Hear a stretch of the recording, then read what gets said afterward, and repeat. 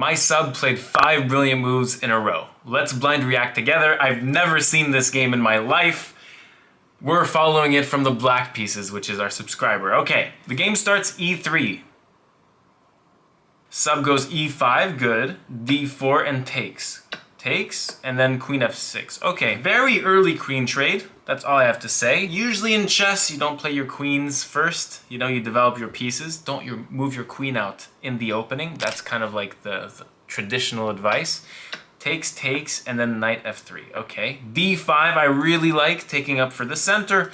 Okay, and you have plans of development like c6, bishop d6, bishop f5, knight bd7, and black can be super solid here. c3, knight c6, okay. I prefer c6 because your pawn structure will be very nice, but knight c6 is fine. Yeah, the knight doesn't have really nice prospects here, especially that all these squares are taken up. So think of the future of your pieces. Usually that could be a better way to develop. Bishop b5 here. Again, wouldn't be possible if c6. I'm pressing for c6. c6 would have been better, but it's okay. Bishop f5, yeah. Knight d4 would just lead to bishop d7. Okay, this is fine. I don't like the fact that white can just double our pawns on c6, and they're double backward too. So I don't love that, but anyways. Knight bd2, bishop d6. I like the development here, Georgita. Very nice. Bishop d7 defending the knight and defending the bishop.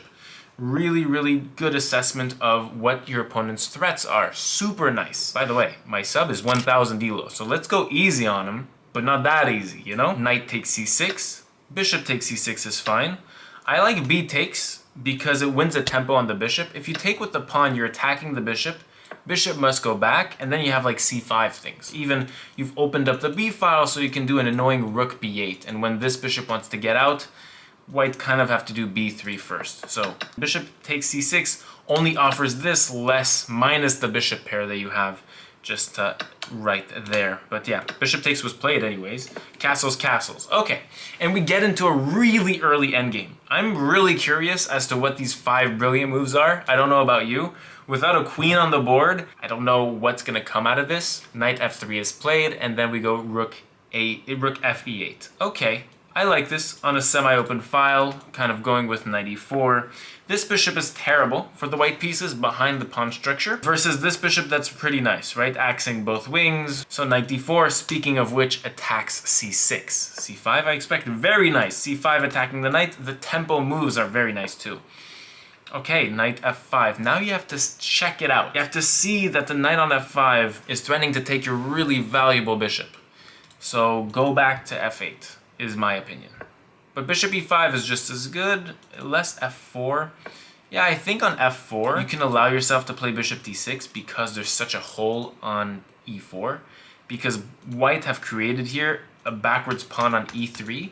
And this bishop is now even worse because there's just like more pawns. There's like just more gravel poured on it. So bishop e5 I actually like more and more. It's growing on me like a beautiful plant. A basil plant perhaps. c4 is played. I don't love c4 because it allows d4 here. On d4 takes, we can undouble our pawns. So I would love this for black, and especially we would have a protected passed pawn in this event. Also, the engine likes d takes c4, triple isolated pawns. But yeah, taking was played actually. Rook b1 and then rook d6. Okay, rook d6, I don't know. Okay, b3 I hate. c3. Oh. You need to play c3 here. c3 threatens c2, winning the rook outright. If you play f4, let's say, c2! Trapping this rook, and if you take my bishop, I take and queen a plus 14 material move. So yeah, c2 threat, wow, you have to meet it with bishop a3, and then knight e4 comes in. Ooh, spooky season is near, in October actually. But takes is alright, rook takes, and you still have a passed pawn here. I want to see c4, c3, push the p. Knight g4 is odd to me. Making a move to make one singular threat and then get your knight reversed, like let's say this, and then knight back, is not optimal. You just lost time, and white literally won a move. Like h3 is a free move. It's the same position as 2 moves ago, But now there's h3 that's played. So this is less than optimal. But okay, white actually plays an inaccuracy, g3. Just gives a lot of white squares and a lot of, yeah. Very nice for black. Rook f6, attacking this. White goes knight h4, rook h6. I don't know what the idea is here. Maybe to play g5? Ooh, white plays very nicely. I like e4, attacking the rook. Really calling the bluff on what is rook h6 and g5, which is not really standalone of a threat to attack h2. Black stands by it. Goes rook h5, defends this g5 square, and threatening that push g5 to attack the knight and then win on h2. Knight f5, g6, knight e7, king g7. Okay. And then knight c6, attacking this. Is it wise to take here now? Pop quiz question. No. Because here, white can play knight takes bishop. And now your knight is overloaded off the defense of the bishop and the rook here. And if you take my knight, I can take your rook here. So you actually can't really take the pawn here. If takes, I take on e5. And now if you take my knight, king takes knight.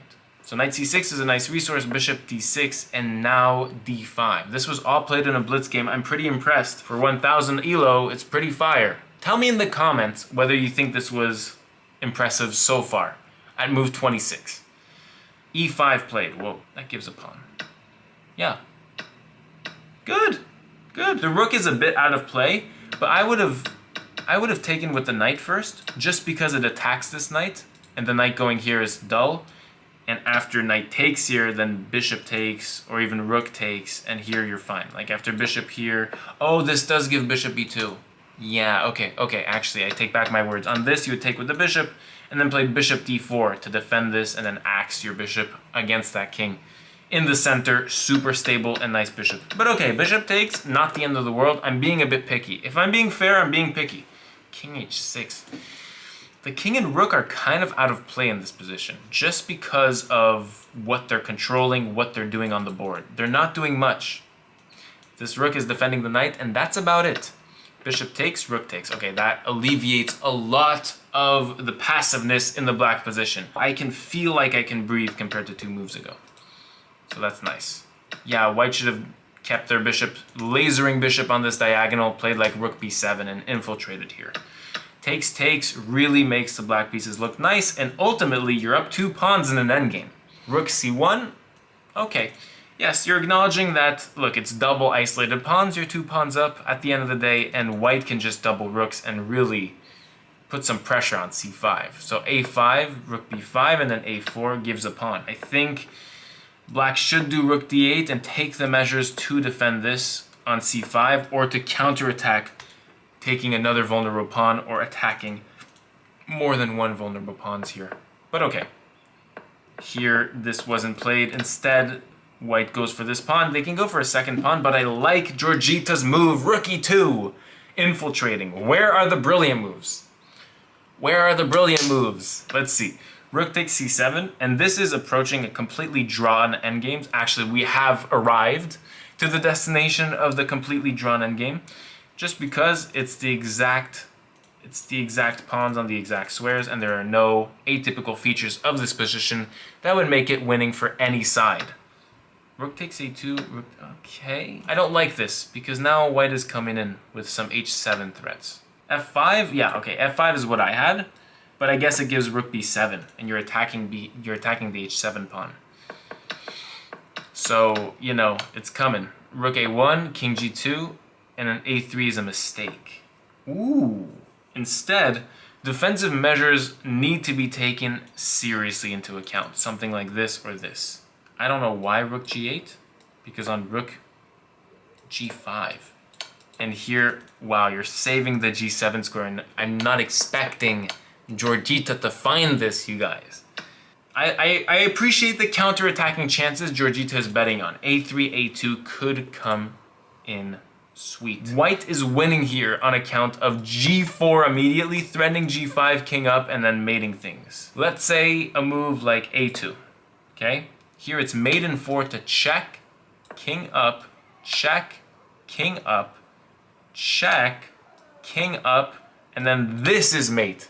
So yeah, mate in 5. is threatened here. Mate in 4 is threatened here after g4. So instead of g4 threatening mate in 4, white played h4 here. And this is once again a draw. a2 is played, best move. g4 is played. I guess this is mate soon.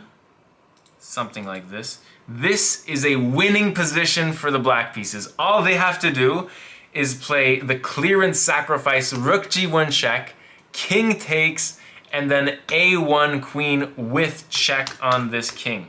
And then you have a queen against a rook. You're basically winning. So let's say just for context, rook here, king takes, check, king h2, check, bring your queen into, oh, wait. King here, and then rook a7 to prevent any checkmating things. So on g5 here, you cannot take on h7 because I have a rook. Long story short, it's winning. Oh. And now this allows g5, king h5, takes, king here, f3 check. I'm calculating as we go, by the way. King f4, rook f7, king here, rook e7 skewer, king here, rook d5 check, king c2, rook takes this rook, a1 queen, sack it back, and we're winning. Let's see what the engine says. It's completely winning, says the engine. Let's see if that pans out. Did you follow? Did you follow my Hikaru calculations? Check, king here, check, king here. Oh, rook e5 instead? Okay. But rook e7 also works. Second best move. Still as winning. This, rook d5 check, king c3 or king c2. And then takes is completely winning. Yay! So we got it right. And on this, you just take, rook takes, and you're up 2 pawns. Calculation corrected. But g5 wasn't played! Rook b7 was played! Oh my goodness. Okay. Mate is threatened in 1 move. Black still has this resource. Rook g1 check. King takes, a1 queen. And then king up, and then you go here to defend, like last second, you know?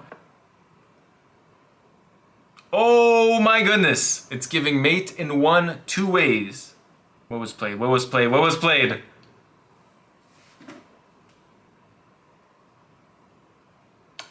Oh my god! Finally Georgita found it. Rook g1 check. This may be in time. King takes. a1 queen. Georgita found it. King g2. There's only one way to draw this as black.